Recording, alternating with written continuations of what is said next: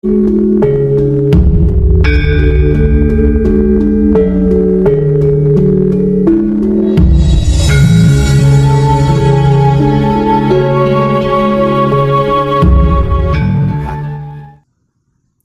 label nama yang diberikan untuk menyebutnya.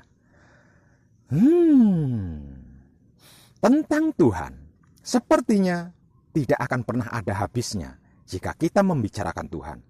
Karena selain menyenangkan, juga tidak ada bosan-bosannya. Tuhan paling suka dibicarakan oleh makhluknya. Sampai-sampai dia berkata, "Aku menyesuaikan diri dengan sangkaan hambaku terhadapku. Dan aku bersamanya ketika ia mengingatku. Apabila ia mengingatku dalam hatinya, kuingat dia dalam hatiku. Kalau dia mengingatku dan menyebut-nyebutku di depan umum, maka kuingat dan kusebut-sebut dia di khalayak yang lebih baik. Siapa yang mendekat kepadaku sejengkal, aku mendekat kepadanya sehasta. Dan siapa yang mendekat sehasta, aku akan mendekat kepadanya sedepa. Dan siapa yang datang kepadaku dengan berjalan, aku datang menyambutnya dengan berlari." Begitulah kedaulatan Tuhan yang kita puja dan kita puji di setiap waktunya dengan beraneka macam nama sebutannya. Para kadang kinasiku sekalian, tahu arti makna kata daulat atau kedaulatan? Mungkin ada yang tahu, juga ada yang belum tahu ya.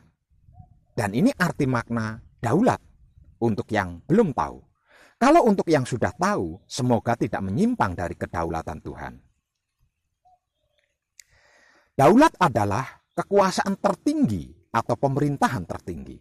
Kalau kedaulatan adalah kekuasaan tertinggi atas sesuatu, pemerintahan. Kalau berdaulat, Pak Web, berdaulat adalah mempunyai kekuasaan atau pemerintahan tertinggi. Kalau mendaulat, Pak Web, mendaulat adalah merebut hak kekuasaan atau pemerintahan tertinggi tersebut dengan tidak sah.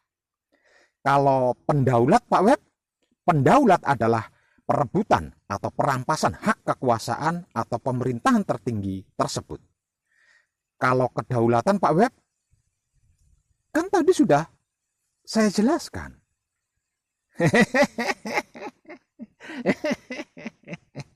Edan tenan. Itulah arti makna dari daulat atau kedaulatan Tuhan yang mutlak atas semua dan segalanya serta seluruhnya, baik yang sudah ada ataupun yang belum ada. Semua dan segalanya serta seluruhnya ada di dalam kedaulatannya.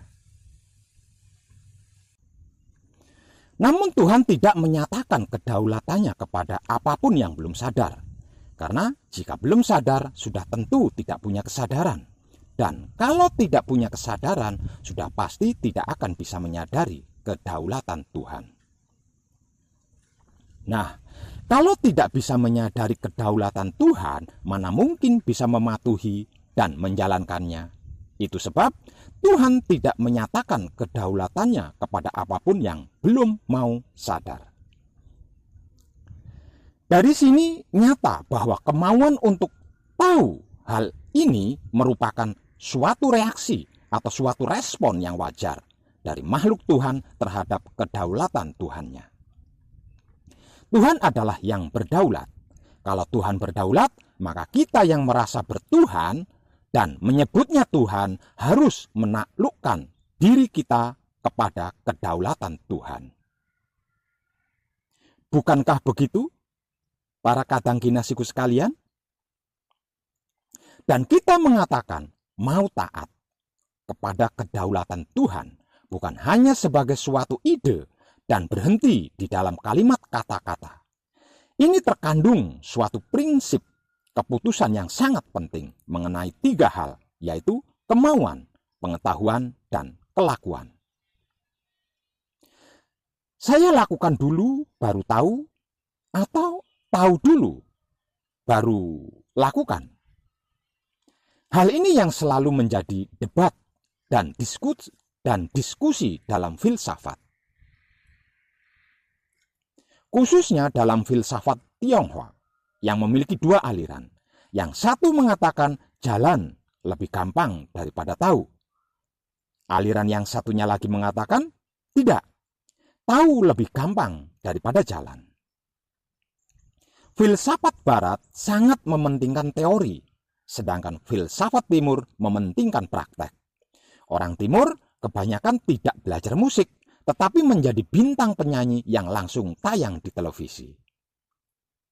Orang Barat sudah belajar mati-matian, tidak jadi bintang. Teorinya tahu semua, prakteknya kurang. Orang Timur mementingkan pragmatisme secara tidak sadar. Jalankan dulu, nanti tahu sendiri. Kalau orang Barat, pelajari dulu semua teori. Kalau semua prinsipnya sudah dikuasai, baru dijalankan. Dengan ini, kita bisa melihat bahwa kedua kebudayaan manusia itu mempunyai dua kutub, yaitu jalan dulu baru tahu atau tahu dulu baru jalan. Teori dulu baru praktek atau praktek dulu baru tahu. Kedua-duanya disingkirkan oleh Tuhan, yang tidak akan menyatakan kedaulatannya kepada apapun yang belum sadar. Karena jika belum sadar, sudah tentu tidak punya kesadaran. Dan kalau tidak punya kesadaran, sudah pasti tidak akan bisa mengerti, tidak akan bisa memahami, tidak akan bisa mengetahui, dan tidak akan bisa menyadari apa dan bagaimana itu kedaulatan. Ayat ini adalah ayat yang sederhana, tetapi bagi saya, ini sekaligus mengikat dua macam kebudayaan di dunia, yaitu bukan jalan dulu, baru tahu, atau tahu dulu baru jalan, melainkan mau jalan dulu baru bisa tahu apakah itu tepat atau tidak.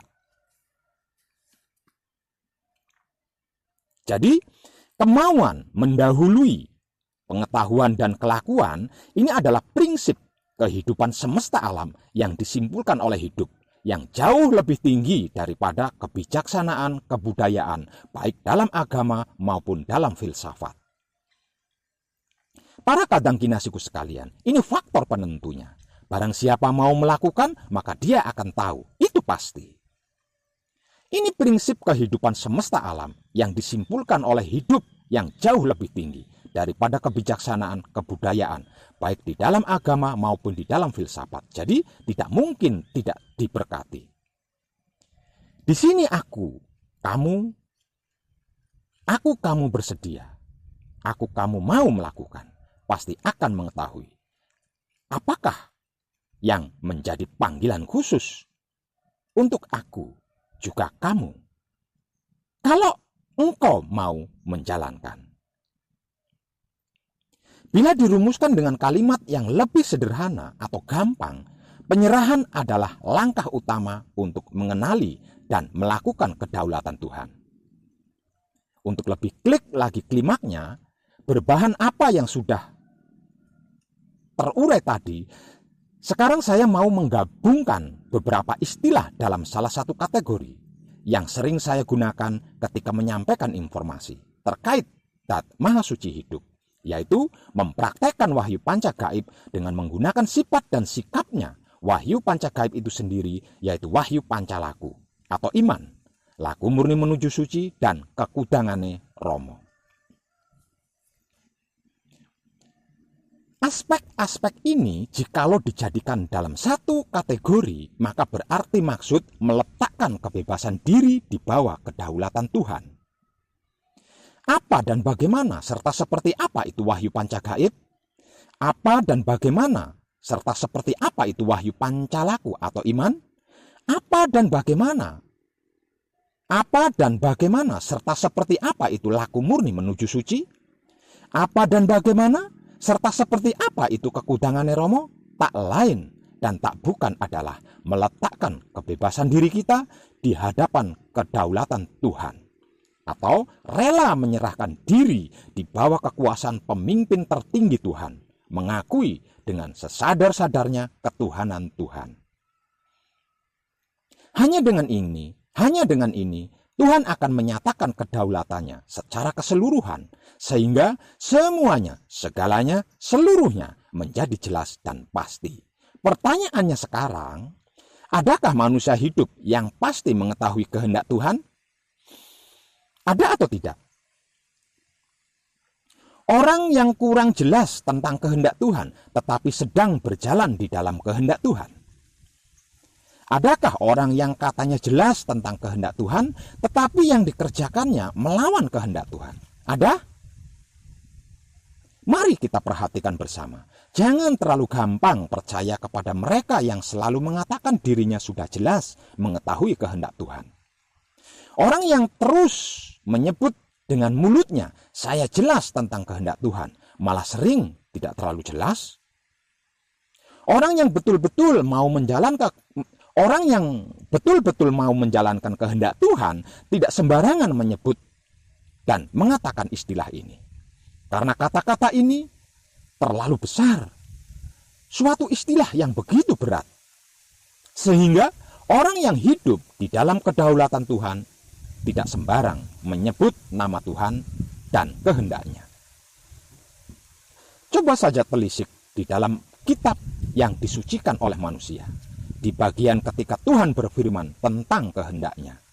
Itu sangat serius, tidak main-main ketika menyinggung tentang kehendaknya atau kedaulatannya. Tidak ada apapun yang lebih besar, lebih tinggi, lebih kuat, dan hebat daripada kehendak Tuhan, kecuali Tuhan itu sendiri. Kalimat ini mengingatkan kita kepada kesadaran kita bahwa kehendak Tuhan begitu terhormat, begitu agung, begitu serius, sehingga kita harus hati-hati ketika kita menjelajah ke dalam wilayah kedaulatan Tuhan. Apa yang terjadi pada orang yang terus berbicara tentang kehendak Tuhan, tetapi jauh dari kehendaknya? Apa yang akan terjadi pada mereka yang tidak jelas akan kehendak Tuhan, tetapi sedang berjalan dalam kehendak Tuhan? Ada 3 faktor yang perlu diperhatikan, para kadang kinasiku sekalian, yaitu faktor takut kepada Tuhan dan faktor percaya, dan betul-betul sadar dan peka bahwa Tuhan lebih besar daripada rasa dan perasaan, pikiran, dan hatimu sendiri. Demikianlah para kadang kinasiku sekalian, yang perlu kita ketahui bahwa kita berasal dari kebenaran, kesucian, kesempurnaan yang abadi.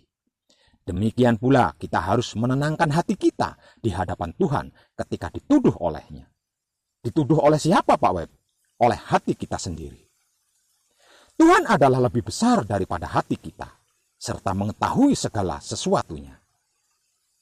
Para kadang kinasiku sekalian, jikalau hati kita tidak menuduh kita, tentunya kita mempunyai keberanian untuk mendekati Tuhan, kemudian manunggal menjadi satu dengannya. Dan apa saja yang kita perlukan, pasti kita memperolehnya daripadanya. Karena kita menuruti segala perintahnya dan berbuat apa yang berkenan kepadanya. Kata-kata sesudah kata karena berarti itu adalah suatu dasar. Kalau kita sudah menjalankan perintahnya, kalau kita sudah menaati apa yang diminta, maka biarlah hati kita selalu tenang dan mendapat damai, tentram, dan bahagia serta sejahtera. Sebenarnya apa sih Pak Web kehendak dan yang dimaui oleh Tuhan? Yang dikehendaki oleh Tuhan adalah kita hanya menuju mendekatinya. Yang dimaui oleh Tuhan, kita manunggal menjadi satu dengannya. Jadi, kalau hati kita menegur, jangan kerjakan. Kalau hati kita tidak menegur, datanglah kepada Tuhan dengan senang. Apakah itu lalu berarti hati kita menjadi faktor penentu untuk kita mengerjakan sesuatu atau tidak, Pak Web?